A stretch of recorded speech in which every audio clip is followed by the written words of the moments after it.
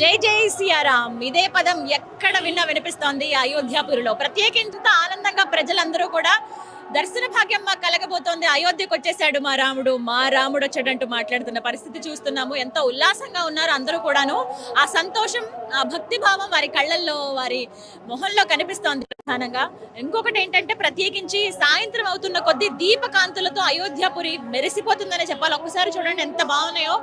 Lights తోటి full lightings కనిపిస్తూ ఉన్నాయి. వెలుగు జిలుగుల మధ్య అయోధ్యాపురి ఉంది. ఎందుకంటే రామయ్య వచ్చేసాడు మందిరంలోకి. ఇంకా ఇంకా సంతోషంతో సంబరాలు జరుపుకుంటున్న పరిస్థితి. క్రాకర్స్ కాలుస్తున్నారు కొంతమంది, వారి సంతోషం అలా వ్యక్తం చేస్తూ ఉన్నారు. అలాగే ఇంకొక విషయం, ప్రధాని మోదీ పిలుపు మేరకు ప్రత్యేకించి వారు ఎప్పుడో చెప్పడం జరిగింది, ఎప్పుడైతే ప్రాణ ప్రతిష్ఠ జరుగుతుందో ఆ సమయంలో మీ ఇంట్లో కూడా పూజాది కార్యక్రమాలు చేయండి, స్వామి వారికి మీరు అర్చన చేసుకోండి, అక్షతలతో పూజ చేసుకోండి, ఆ అక్షతల్ని శిరస్సు పైన జల్లుకోండి.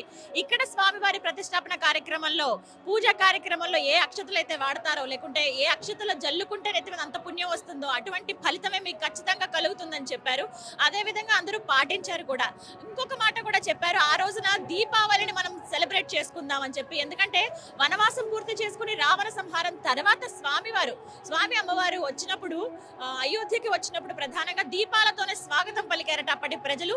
అందులో భాగంగానే ఇప్పుడు కూడా ఇన్ని సంవత్సరాలు, 520 సంవత్సరాల తర్వాత మళ్ళీ ఆలయం నిర్మించుకోగలిగాం మనము. ఇన్ని పోరాటాలు, ఇన్ని త్యాగాల తర్వాత ఇప్పుడు మళ్ళీ రాముడు వచ్చాడు అయోధ్యకు. అందుకనే ఇంకా సెలబ్రేట్ చేసుకోవాలి, దీపాలతో స్వాగతం పలకండి అని చెప్పి నరేంద్ర మోదీ ఇచ్చిన పిలుపు మేరకు ప్రతి ఒక్కరు కూడా దీపాలు వెలిగిస్తున్న పరిస్థితి మనం చూస్తున్నాం.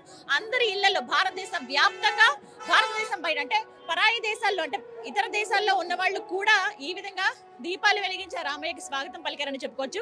ఇక్కడ మనకి అయోధ్యలో కొన్ని స్టోర్స్ ఉన్నాయి, వచ్చిన భక్తులకి అనుకూలంగా. అంటే వాళ్ళకి ఏమైనా వస్తువులు అవసరమయ్యే విధంగా ఇక్కడ కొన్ని షాప్స్ అరేంజ్ చేశారు. ఇక్కడ కూడా వీళ్ళు దీపాలు వెలిగించిన పరిస్థితి చూసినా మీకు ఇలా ఒక్కొక్కరు 5 దీపాలు వెలిగించండి అని చెప్పారు. ఇక వారి ఇష్టం, వారి ఇల్లంతా దీపకాంతులతో నింపుకుంటే ఇంకా సంతోషం. వాళ్ళ షాప్ ఇది. ఇక్కడ సేల్ చేస్తున్న పరిస్థితి. ఇక్కడ రకరకాల వస్తువులు వాళ్ళు అమ్ముతూ ఉన్నారు. ఇలాంటివి మొత్తం పురవీధులు అన్ని కూడా మనకి ఇక్కడ స్టోర్స్ ఇలా కనిపిస్తాయి. ఇందులో ప్రధానంగా ఇక్కడి నుంచే చూడొచ్చు రామయ్యకు ఏ విధంగా వీళ్ళు స్వాగతం పలుకుతున్నారు. ఇలా దీపాలతో అందంగా అలంకరించారనే చెప్పుకోవాలి. ఇలా ప్రతి ఒక్కరు, ఇవన్నీ కూడా షాపులు. కొంచెం మనం ముందుకు వెళితే ఇళ్ళు, ఆ ఇళ్ల దగ్గర కూడా గుమ్మ ముందు దీపాలు. ఇవాళ దీపావళి ఏంటి అని అందరూ కూడా ఆశ్చర్యపోతున్న పరిస్థితి. అంత చక్కగా దీపాలు అలంకరించారని చెప్పుకోవాలి. ఇక్కడ కూడా చూడొచ్చు చిన్న చిన్న దీపాలు వెలిగించుకున్నారు.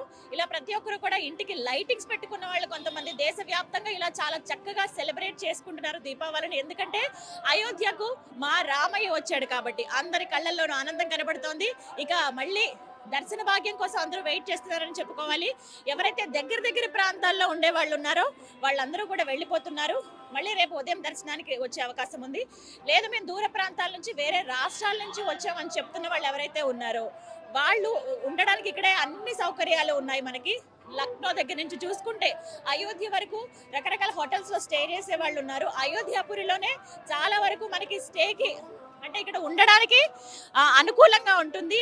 ఇక్కడ ప్రజలు కూడా చాలా ఫ్రెండ్లీ పీపుల్ ఉన్నారని కూడా చెప్తూ ఉన్నారు. చక్కగా పలకరిస్తూ ఉన్నారు ఆప్యాయంగా. చాలా వరకు ఇళ్లలోనే ఈ హోటల్స్ అనేవి మెయింటైన్ చేస్తూ ఉన్నారు. మనకి రూమ్స్ లాగా ఏర్పాటు చేశారు. కొంతమందికి లాకర్స్ ఇచ్చారు, కొంత స్పేసెస్ అరేంజ్, అంటే కొంచెం ప్లేస్ ఇచ్చారనమాట పడుకోవడానికి. టెంట్లు అవి ఏర్పాటు చేశారు ఇలా రకరకాలుగా. అండ్ ఎక్కడికక్కడ మన ఆహారం తీసుకోవడానికి రెస్టారెంట్లు ఉన్నాయి. బస్సులు కూడా సదుపాయం ఏర్పాటు చేశారు. ఎందుకంటే టెంపుల్ దాకా నడవడం దగ్గర మనకి ఎంట్రన్స్ దగ్గర నుంచి ఒక 2-3 కిలోమీటర్లు ఉంటుంది. ఇంత దూరం నడవడానికి అనుకూలంగా ఉండేందుకు బస్సులు కూడా ఏర్పాటు చేశారని చెప్పుకోవాలి. ఈ విధంగా ఎక్కడికక్కడ అన్ని సౌకర్యాలతో ఇక్కడ ప్రభుత్వం అనేది ప్రజలకి మరింత, అంటే ఆ రామయ్య వచ్చిన సందర్భంగా మరి కాస్త ఎక్కువే సదుపాయాలు కల్పించిందని చెప్పుకోవాలి. మరోవైపు అయోధ్య రావడానికి 100 వరకు ప్రత్యేక ట్రైన్లు వేసిన సంగతి మనకి తెలిసిందే. అలాగే రూట్ అంతా కూడా ఎక్కడ కన్ఫ్యూజన్ లేకుండా ఎక్కడికక్కడ రూట్ మ్యాప్స్ అరేంజ్ చేశారు. ఈ విధంగా మొత్తం ఒక సంబరాన్ని జరుపుకునే విధంగా మనందరికి కూడా ఒక అవకాశం ఇచ్చారనే చెప్పుకోవాలి. ఇక బస్సెస్ అన్ని వెళ్తూ ఉన్నాయి. చాలా మంది వేరే వేరే నుంచి కూడా వచ్చారు. వాళ్ళు ఎలాంటి కన్ఫ్యూజన్ లేకుండా వాళ్ళకంటూ ప్రత్యేక ఏర్పాట్లు కూడా చేశారు. ఎవరికి వాళ్ళు గైడ్ చేసే వాళ్ళు కూడా ఉంటున్నారు అనమాట. ఈ విధంగా సాయంత్రం పూట, అంటే రామయ్య వచ్చిన తర్వాత అయోధ్యాపురి ఇంత సుందరంగా, అందంగా వెలిగిపోతుందన్నమాట. మరి అందరూ ఆ రామయ్యకి స్వాగతం పలుకుతున్నారుగా, నా వంతుగా నేను కూడా ఆ రామయ్యకి స్వాగతం పలుకుతాను దీపం వెలిగించి.